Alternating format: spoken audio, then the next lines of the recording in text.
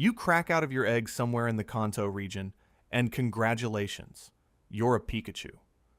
But the first thing that happens isn't something to celebrate, because your cheek pouches fire before you've even pulled your legs free from the shell, sending a jolt through your own body and knocking you sideways into the dirt. You have no control over them yet. A Pikachu's cheek pouches start building electricity from the moment of birth, but the pathways that let you manage that charge haven't developed yet. So the electricity just builds and releases on its own without warning. You pull yourself upright, and then your pouches fire again, knocking you down a second time. So you stay low and start crawling away from the broken shell, trying to put some distance between yourself and the other eggs nearby. Then, a Pichu from a neighboring nest wanders too close, and your cheek pouches fire straight into it, sending it rolling across the ground. You didn't aim for it. You couldn't have stopped it either. Your mother walks over and watches you spark again, and instead of moving away, she lowers herself beside you and presses her tail flat against your back. The charge that was building in your pouches runs down through her tail and into the ground, and your body stops firing. So you stay there, pressed against her side, while she holds the connection steady. This is the only way to keep you from shocking everything around you, grounding the charge through direct contact until your body learns to do it on its own. But she can't stay beside you forever, and the moment she lifts her tail and walks away to find food, your pouches start building again. You can already tell this is going to be a problem. You're a few weeks old now, and the sparking is still happening every time something startles you, so the other Pichu in the group have started keeping their distance to avoid getting hit. That works fine until it doesn't, because being small and alone on the edge of the group means you're the first one a predator would go for. That's exactly what happens when a Mankey drops out of the branches above and lands in the middle of the group with its arms already swinging. The other Pichu scatter immediately, running back toward the older Pikachu at the center of the group, but you're too far out to make it there in time, so you spin around and fire directly at the Mankey instead.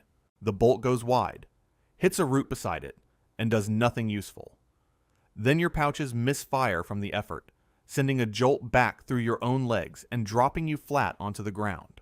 The Mankey turns toward you with its eyes locked on where you fell, and you need to buy yourself time, so you fire again, and this time the bolt catches it across the shoulder and makes it stumble sideways just long enough for two adult Pikachu to get between you and drive it back up into the branches. That's the win, but it isn't really yours. After the Mankey is gone, you watch the adults from a short distance with your legs still unsteady from the misfire. What you notice is that they discharge in short, controlled bursts, one clean release at a time with nothing wasted and no recoil. Your pouches fire the same electricity, but theirs goes exactly where they want it to go. The difference isn't power, it's control, and right now you have none. You're going to need to fix that before something faster than a Mankey shows up. Skip forward a few months, and something is different today. You wake up, and your body starts changing before you can even stand up properly, with your legs stretching and your tail flattening into the wide zigzag shape you've seen on the adults around you. Your cheek pouches pull outward and lock into place, and the charge that builds inside them stays there instead of firing on its own. That's the evolution. You're a Pikachu now, and for the first time since you hatched, your body holds the electricity instead of throwing it back at you. You need to test it, so you build a charge deliberately, letting it grow in your pouches until you release it clean against the base of a tree. It hits exactly where you aimed it with no misfire and no recoil. That's the first time that has ever happened, and it changes everything about how you move through the group. But the group notices the change too, and not everyone is happy about it. An older Pikachu, who has held the spot closest to the main food source, walks towards you with his head low and his body angled forward, trying to push you back toward the edge of the group where you've always been. You hold your ground, and when he gets close enough to shove you, you plant your back legs and shove him first.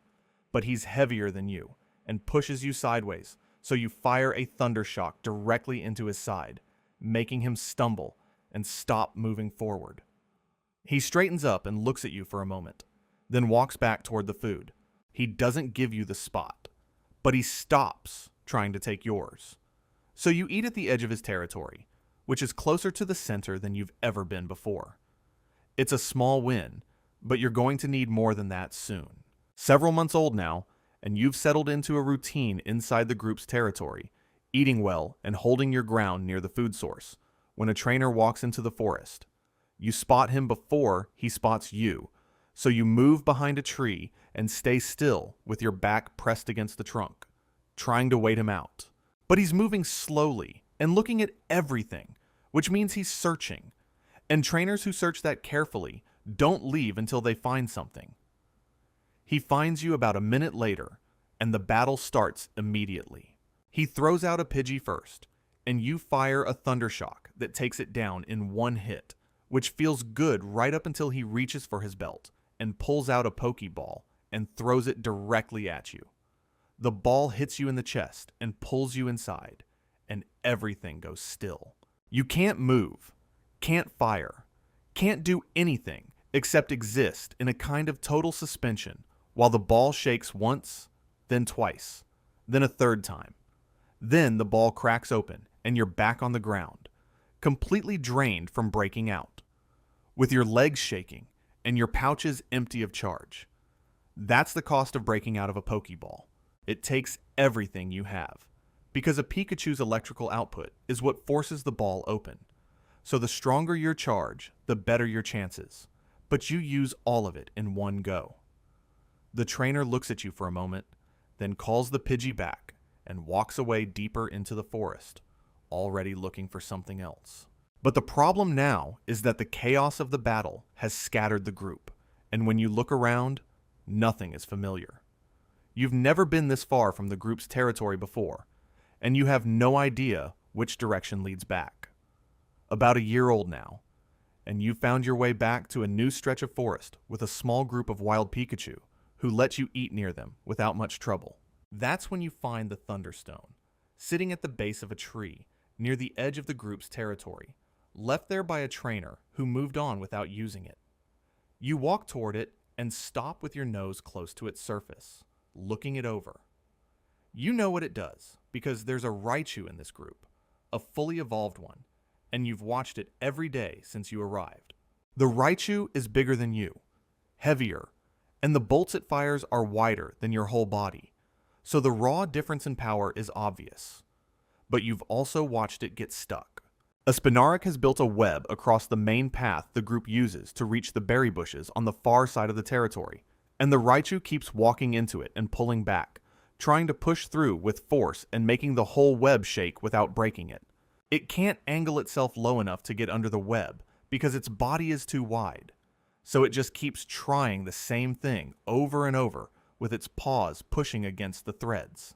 You need to get to those berries too, so you watch the web for a moment, then use agility to build up speed, drop low to the ground, and slide cleanly underneath it with your body flat and your legs pushing you forward. You come out the other side and reach the bushes first. The Raichu watches you from the other side of the web. Then you look back at the Thunderstone near the tree. You leave it where it is. The Raichu is stronger than you, but it stopped learning the day it evolved, and you're not ready to stop yet. Skip forward a bit, and you're about 2 years old now, still living wild in the forest, when a trainer's Pokeball hits you from behind and pulls you in before you even see it coming. This capture works. When the ball stops shaking and you come out the other side, you're standing on a dirt path next to a trainer who looks young but is already reaching for another ball and pointing you toward a Geodude sitting in the middle of the path. This is your first real battle with a trainer behind you, and it goes badly. You fire a Thunderbolt directly at the Geodude, putting everything you have into it, but the bolt hits the Geodude's body and spreads across its surface without doing anything, because ground-type Pokemon pull electric attacks straight into the earth beneath them, so every volt you send just disappears into the ground. The Geodude walks forward and hits you with a rock throw that sends you skidding across the dirt with your legs giving out underneath you. You get back up and fire again, trying to find any angle that works, but there isn't one. So the Geodude hits you a second time and you stay down. The trainer recalls you into the ball and doesn't release you again that day. But over the next few weeks, he keeps bringing you out, and the sessions change. He starts working on Iron Tail and Quick Attack alongside your electric moves, so your options in a fight start to multiply. You're no longer just a Pokemon that fires bolts and hopes the target is weak to them. Then, one afternoon, he sends you out against a Starmie, and you hit it with a single clean Thunderbolt that drops it in one move. That's your first real win, and you understand now what it means to be used well, and more importantly, to be trained by someone who actually knows what they're doing. About 3 years old now, and your trainer has entered you in a regional tournament, which means the Pokemon on the other side of every battle are nothing like the wild ones you grew up fighting in the forest. The first 2 rounds go well enough, but then the third match comes and the opposing trainer sends out a Snorlax, and the moment it lands on the battlefield, you can already see the problem. Your best Thunderbolt hits it square in the chest, and the Snorlax rocks back slightly on its feet, then straightens up and keeps walking toward you, because a Pokemon that size absorbs that kind of damage the way a wall absorbs a thrown stone. So you stop hitting it and start moving instead, using agility to build up speed and pull the Snorlax's attention across the battlefield with your body going one way and then cutting the other, making it commit its weight in the wrong direction before you dart back in with a quick attack to its legs. The Snorlax is trying to track you, with its whole body turning slowly each time you change direction, but its size works against it here, so you keep moving and keep landing small hits until the damage builds up enough to matter. Then you bait it into using Body Slam by running straight at it and cutting left at the last second, making it crash its full weight into the ground beside you. And while it's still down, you hit it with everything you have left. The Snorlax stays down. You win, but your legs give out a moment after the battle ends. So your trainer walks onto the field and picks you up with both hands and carries you back to the Pokemon Center himself. That's the first time he's ever done that instead of recalling you into the ball. The tournament ends 1 round later without a championship, but your name is on a scoreboard, and something out there is going to make that feel like a long time ago, very soon. Several years have passed, and your trainer grew up and moved on, leaving you in a Pokemon reserve in the Kanto region, where a small group of wild Pikachu live along the tree line. You're one of the older ones here, and the younger Pikachu keep their distance the way you once kept yours from the adults back in your first group. One afternoon, a storm rolls in over the reserve, and the other Pikachu move under the trees to wait it out. But you stay in the open because your pouches are already pulling in the charge, building up in the air around you. This is something Pikachu do without trying to. A passive draw that pulls ambient electricity toward the cheek pouches the way a sponge pulls water. And normally, it's harmless, because the amounts involved are small enough to manage. But a full lightning storm is not a small amount. The charge coming in from the air above the reserve is far beyond anything your pouches were built to hold, and your body has no way to slow the intake down because the pull is automatic, so the electricity just keeps building with nowhere to go. Your legs lock straight and stop moving, with your whole body going rigid as the charge reaches a level your body has never held before. You need to release it, so your pouches fire outward in every direction at once, trying to dump the overload fast enough to matter. But the charge coming in is still outpacing what you're pushing out, so the discharge turns inward instead, running back through your own body in one full release. You're found under a tree at the edge of the reserve, with the bark scorched in a wide ring around where you were standing. The reserve workers assume it was a direct lightning strike. It almost was. It just came from the inside.